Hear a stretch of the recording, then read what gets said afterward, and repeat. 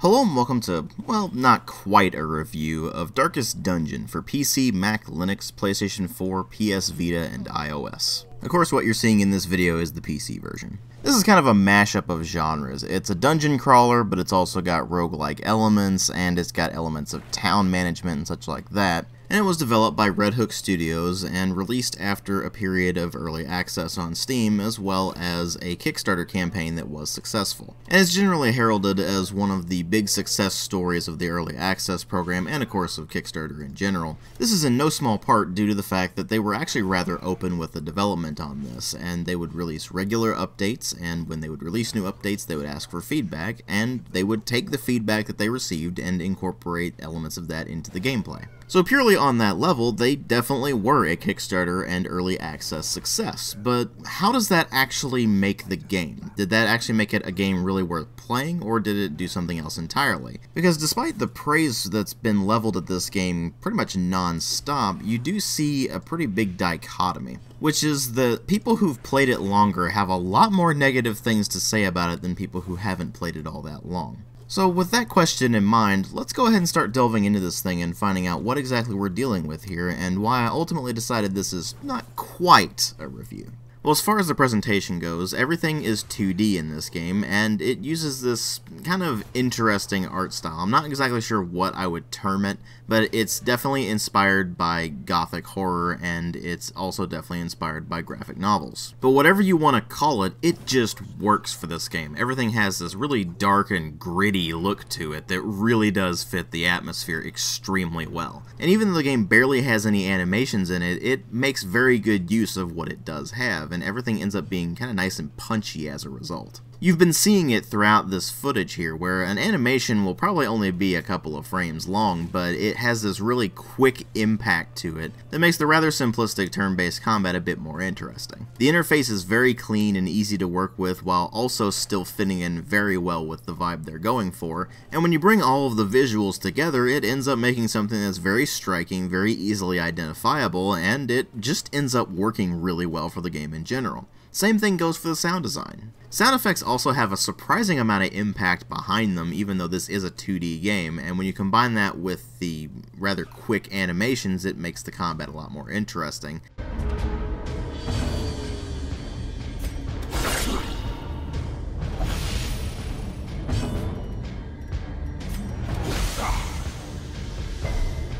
Which is definitely appreciated because turn-based combat in the style that they've got going here can get very tedious very quickly. But then there are two other elements of the sound that really do elevate things quite a lot, and those are the music, which is just excellent. It's very moody, it's very grim, and it just fits what they were trying to do extremely well. The combat tracks generally have this feeling of intensity behind them, like there's some real danger involved, and when you're just walking around exploring the dungeons or even just in the town, then it uses these more forlorn atmospheric tracks that really do help instill this vibe of general unpleasantness and ultimately hopelessness. But of course there is still a glimmer of hope in there, which is what ultimately makes it work. But then there's the voice acting, which is taken up entirely by the narrator, who both narrates the letter at the very intro of the game, showing that it is in fact the ancestor that wrote you that letter that is the narrator, and of course, whenever you do things during combat or things during the town sequence and they are worthy of being talked about,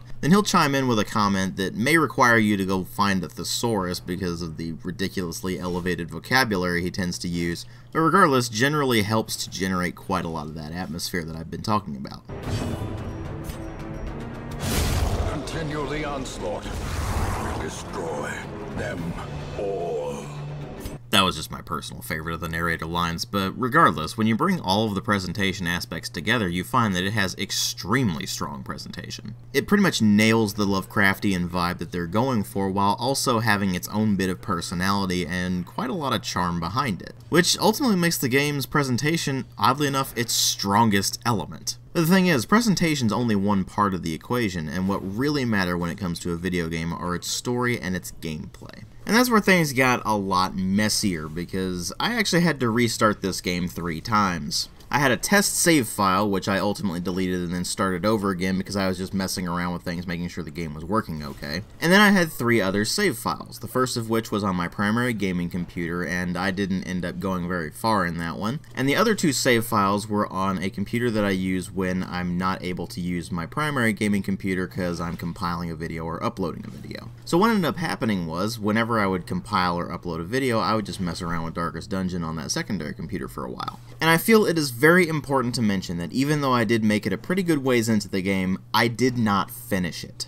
However, even though I did not finish the game myself, I did look up the rest of it just to make sure I had a full comprehension of what the game had to offer. But that's not why this is not quite a review. But before we get to why, I have to explain what the game actually is and whether or not it succeeds at what it does. So the gameplay in Darkest Dungeon is split between 2 sections. These are the dungeon crawling and the town management sections.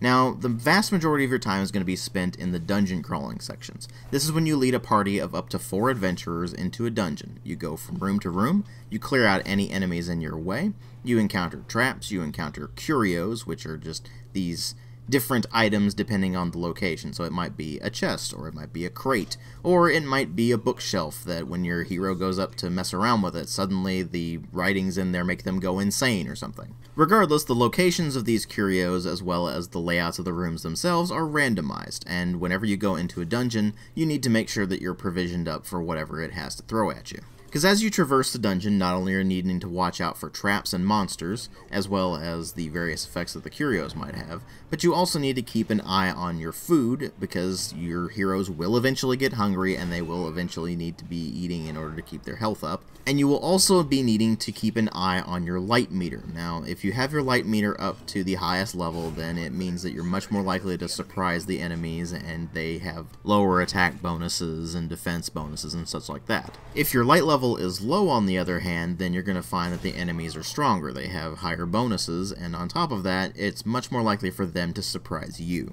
And if the light meter has bottomed out entirely, then there's a very small chance that you actually will end up summoning the Shambler to fight you, and the Shambler is one of the toughest enemies in the game.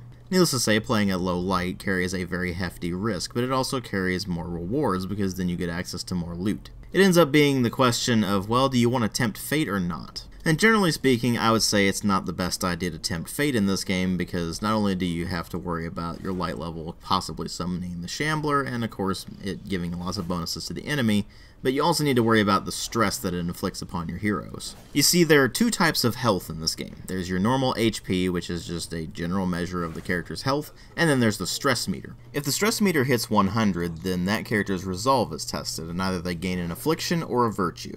Now, an affliction is something like selfish, or paranoid, or hopeless. It's a bad thing. They carry stat detriments throughout the rest of the dungeon, and on top of that, whenever a character is afflicted, they will actually start inflicting stress damage on the other members of the party as well. On the other side of the coin, a character could gain a virtue, which gains some positive stat bonuses, and they actually lower their stress meter considerably whenever that happens. This is actually a very important element of the game, because it is a lot easier to heal hit point damage than it is to heal stress damage. Most of the time you can only heal stress by sending a character to a treatment center in the town, or if you're in a longer dungeon, then you can set out camp, and most of the characters have some way of relieving stress on other characters. But generally speaking, there's not really very many ways you're going to be able to relieve stress while in the middle of a battle, so it's something you really need to keep your eye on, because if a character reaches 200 stress, then not only are they afflicted, but they actually have a very high chance of suffering a heart attack, and if that happens,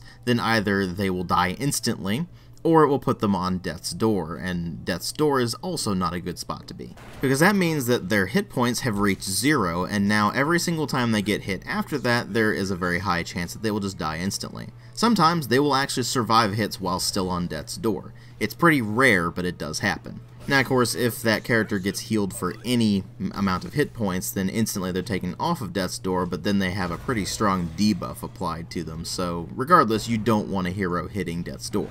This, coupled with the light level and the amount of stress damage that your heroes are going to be taking, ultimately means that you're going to be taking a very cautious playstyle for almost the entirety of the game. It very heavily de-incentivizes risky gameplay and really heavily incentivizes being extremely slow, methodical, and careful. And this isn't just because of those stress and hit point mechanics, it's because death is permanent in this game. You lose a character, they're gone for good. There's no way to get them back. And thus you have roguelike elements coming into play. Not only are the dungeons randomly generated, but there's permadeath. And this presents a problem that I'll get to more in a moment after I've explained more of how the game works. Now each dungeon you go in can be either short, medium, or long, an apprentice, veteran, or champion difficulty. Obviously, the higher the difficulty, the higher level heroes you're going to need to be able to play them. But here's the thing. The game also imposes limits on what you can actually do. Namely, you can put any hero you want into a veteran or champion dungeon, but if the hero is high enough level, they'll refuse to go into an apprentice level. Or if they even get higher level than that, then they'll refuse to go into veteran dungeons as well. This means that you basically can't power level in this game. You can't send one of your high level heroes back to a low level dungeon in order to help bring up the other characters to a higher level quickly. Instead, you had to set up a squad of all low-level heroes and send them all into a low-level mission and eventually grind them up to be a high level. This may not seem like that much of a problem when all you have is low-level heroes and all you're doing is apprentice-level dungeons. It very quickly becomes infuriating when you get to veteran and especially champion levels. And that is very simply because this game relies almost exclusively on RNG. All of the strategy in this game really comes down to your prep work before you go into the dungeon. In other words, do you have enough torches? Do you have enough food? Do you have enough bandages to apply to heroes that are bleeding so it removes the bleeding effect? Do you have enough anti-venoms to remove the blight effects that are applied to them? But more importantly, the decision you make before that, what's your party composition? Because if your party composition is good, then you can pretty much just steamroll the dungeon. Theoretically. Until the RNG kicks in. Because when the RNG kicks in, all bets are off. You could have a perfect party composition that has all of the right effects for whatever particular dungeon you're going into. Let's just say you go into the ruins, where you're going to be fighting almost exclusively undead. Well, they have very high resistance to bleed damage, so you're probably not going to want characters that dish out bleed damage. You're going to want characters that dish out blight damage instead. So you get a couple of characters that dish out blight damage, you get a healer, you get a frontline melee guy, and then you're pretty much good to go. Well, then you get into your fight, and the game decides it's just going to make one particular character its punching bag. And then the game just decides, okay, well now all of the enemies are going to act, and they're all going to target this one guy. They're going to do enough damage to take him down to death's door, and then the last guy's going to hit him, and he's going to go down permanently. Congratulations, you just lost one of your 4 adventurers on the very first battle of the dungeon before you even made it to the first dungeon room. You may think I'm exaggerating, but you would be horribly mistaken. The gameplay clip I've been showing you is showing exactly that. The game just arbitrarily decided that poor Mimir Axe had to die, so it hit him several times, brought him down to death's door, and then before I could even react, before I could get anybody to do anything to heal him, he gets hit again on death's door and instantly killed. Quite literally, the only thing that I could have done is use a stunning blow on one of the characters that ended up hitting said occultist, and that would still be an RNG effect. And most of the time I had been using stunning blow, it was not successful. So I did the only sensible thing in that situation, which was take out one of the enemies when I had the chance. That's ultimately the problem, though. Regardless of what I did in that situation, it all came down to RNG. Either I take a chance on using a stunning blow, doing almost no damage and maybe applying a stun effect to one of those characters, or I take a chance on the occultist not getting hit, or if he gets hit, not getting hit for a lot of damage and instantly just annihilated, in favor of taking out an enemy that I know I probably would be able to do. The game tells you at the very beginning that it's about making the best of a bad situation. Reality is, it's about hoping that the RNG doesn't completely screw you over at every single turn, which it often does. And when the inevitable happens and you lose one of your high-level heroes, you find that it becomes a very tedious process of grinding that hero up to whatever level it was that that previous one was, and then you have to go in and do the same thing that you just did, all the while knowing that you very well could lose that hero on the very first battle of this coming dungeon. And the worst part is that when you go through this game, you very quickly realize that you're going to be experiencing the same exact thing over and over and over again for tens of hours. Here are the objectives for every single expedition that you will come across. It will be one of the following types. Type number 1, explore 90% of the rooms. Type number 2, complete 100% of room battles. Type number 3, activate X number of things in the dungeon. Usually it's something like an altar or something along those lines. Type number 4, gather X number of quest items spread throughout the dungeon. Or, the final type, fight a boss at the end of the dungeon. No matter which of these objectives you're going on, it's always going to be a randomly generated dungeon with random enemies in random places, with random curios in random places, and you're going to rely on RNG to get through them all. There are a handful of exceptions to this. Namely, there's the Brigand Incursion Town event and the Darkest Dungeon. These are the hardest ones in the game, and they're also the only ones that have set dungeons. And in the case of the Darkest Dungeon, they're also the only ones that really deviate from the formula. You get some slight variation compared to what you were doing throughout the rest of the game. The problem is that those are exactly 5 expeditions. There are 3 into the Darkest Dungeon before you do another one that is the final boss round, and then there is the additional Brigand Incursion quest, which is all 1 dungeon. Beyond that, there is basically no real variety to the game, because whenever you go into the dungeon, you may think, oh, well, if I'm going in to do a boss fight, then that's obviously doing something different. Well, you might think that, except that they make you fight every single boss in this game, apart from the ones in the special events or in the Darkest Dungeon, 3 times. First you have to fight them on Apprentice, then again on Veteran, and then again on Champion. Once you've completed all 3 of those, you have beaten that particular boss. There are 8 bosses in the game, meaning that in order to have fully beaten all the bosses, you have to go through 24 boss fights, all of which are functionally the same but vary in difficulty level, and that's pretty much it. To say it's tedious is an understatement. It's also worth noting that if you played an earlier version of this game before it got its full release, it had less content and was likely less tedious as a result. This is why you'll see people rating the early access version more highly than the full release version, because the full release version, sure, it has more content, which most people consider a good thing, until they realize how ridiculously repetitive the game gets. Now, developers did try to cut down on some of the tedium by introducing something called Radiant Mode, which is the game's so-called easy mode. Doesn't really make the game much easier, it just makes it slightly less tedious because you have less grinding to do. It can still absolutely stomp on you at a moment's notice simply by nature of it being so heavily based on RNG, just like the medium and the hard mode. Because think about it this way, whenever you go into the Darkest Dungeon with your full party of max level heroes and you somehow manage to make it out alive, if anybody survived that, then they will never go into the Darkest Dungeon again. They refuse. The only way to get around that is either to mod the game or to engage the Radiant mode, which allows you to send your heroes back into the dungeon, but they suffer very severe stress. Radiant mode also relaxes the restrictions on which heroes can go into which difficulty dungeons. So for example, if you have a hero of level 3, normally they won't go into an Apprentice dungeon, but if you're playing on Radiant mode, then they will. That allows you to sort of power level characters. Heroes also get more experience points on the Radiant mode, which means that they level up faster. But beyond that, the game doesn't really do much to make it easier. Like I said, Radiant mode is not really about making the game easier so much as it's about reducing the grind, and that's ultimately the game's biggest problem. It is a massive grind. Because whenever you're venturing out into the dungeon, you are just fighting the same battles over and over and over again with the same heroes over and over and over again in the hopes that they will level up and eventually be able to take on tougher dungeons, where you'll be doing the exact same thing as you were before,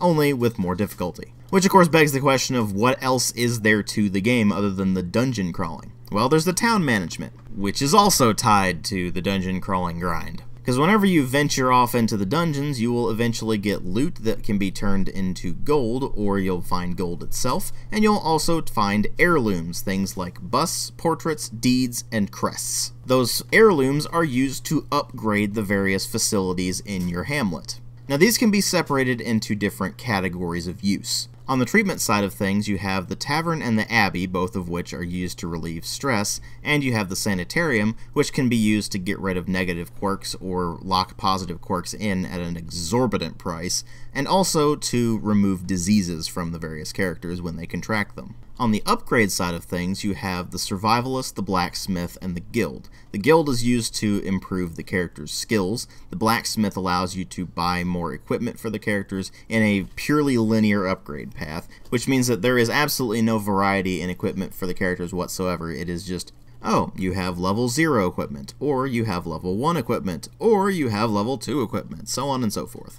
And the Survivalist allows you to train skills that the heroes can use while they're camping, which means that it's very limited in its use. Then there's the Nomad Wagon, where you can purchase trinkets, which are special items that will increase stats, usually at the cost of others, and most of which are actually very negative and you don't want to use them. And of course, there's also the Stagecoach, where you can recruit new heroes. Every single one of these facilities can be upgraded, and they can be upgraded on a variety of things. When you upgrade them, you have to spend the various heirlooms that you've gotten, and most of the time you don't have anywhere near enough. Which means that, you guessed it, you have to go back in the dungeon and grind until eventually you have enough heirlooms to upgrade your buildings. And that's pretty much it. There's not really anything else to the town. Eventually you'll have town events that have different effects, like making certain facilities free to use, or making certain classes have training while they're just sitting around town, or things like that, or also negative things like reduced supplies on your next expedition. But other than the town events, all you're going to be doing throughout the entirety of the town management phase is simply going in there, upgrading your facilities, purchasing upgrades for your heroes, and that's kinda it. Maybe you'll treat some stress, but beyond that, there's really not much to say about the town management. This means that almost all of the game takes place in the dungeons themselves, and all of that is ruled by RNG. Which ultimately means that no matter how you slice it, you're going to be experiencing an absolutely massive grind if you're playing this game. And like I said before, the grind is the game's biggest problem, because pretty much everything that you can possibly experience is experienced within the first maybe 5 to 10 hours of gameplay. It could take you upwards of 50 to 100 hours or more just to finish a single campaign. I hope now you can see where that's a really nasty problem. Radiant mode certainly helps reduce the grind, but it certainly doesn't eliminate it, and really the entire game is built around being a grind. But the thing is, that's just mechanically. Thematically and story-wise, it's a bit more than that, and that's ultimately what makes the game collapse in on itself. You may be wondering, why haven't you talked about the story yet? You normally talk about the story first and then the gameplay after that. Well, it's because the gameplay is far more important in this thing.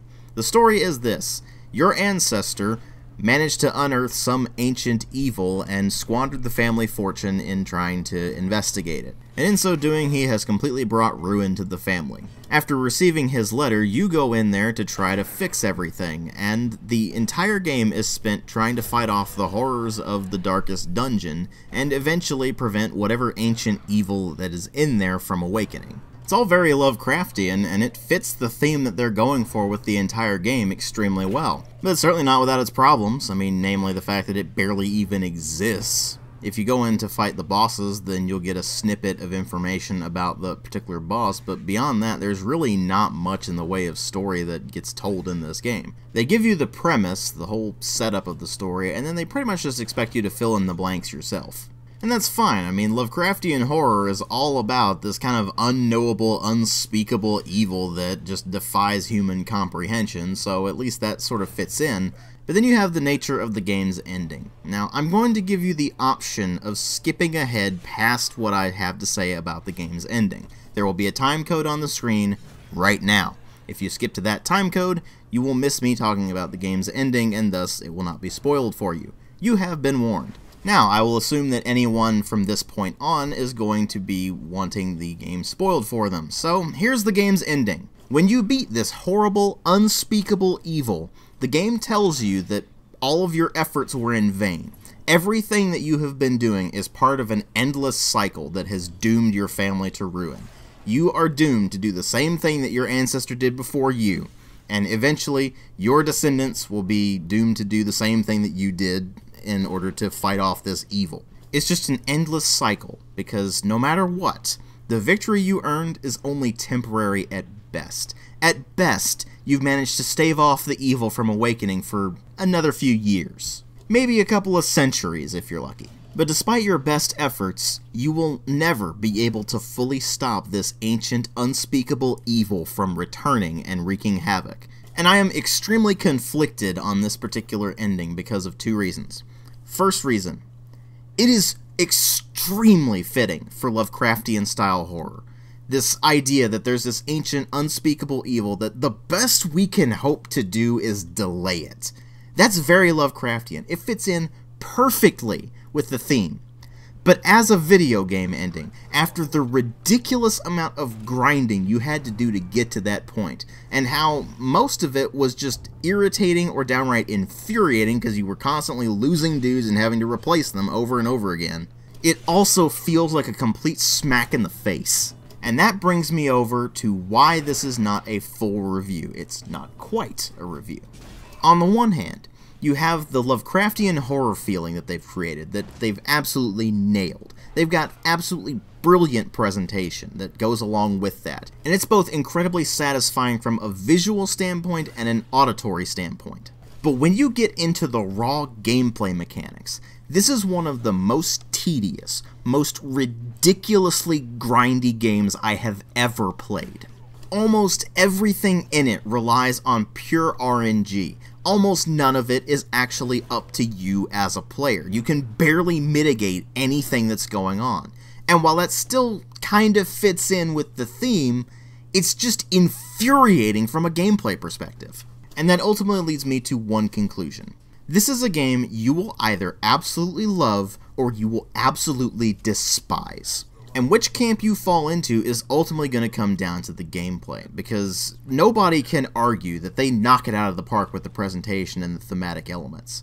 But that gameplay is so ridiculously, infuriatingly tedious and grindy that only the most dedicated of players are going to be able to get the most out of it. And those are the kind of people who like tedium in their games. And in case you haven't figured it out by now, I don't think words are sufficient to explain just how much I hate grinding in video games. About the only thing that even comes close is about how much AM the supercomputer hates humans and I have no mouth and I must scream. There is no quicker way to make me hate playing a video game than if it's grindy as hell, and Darkest Dungeon is precisely that. But here's the thing.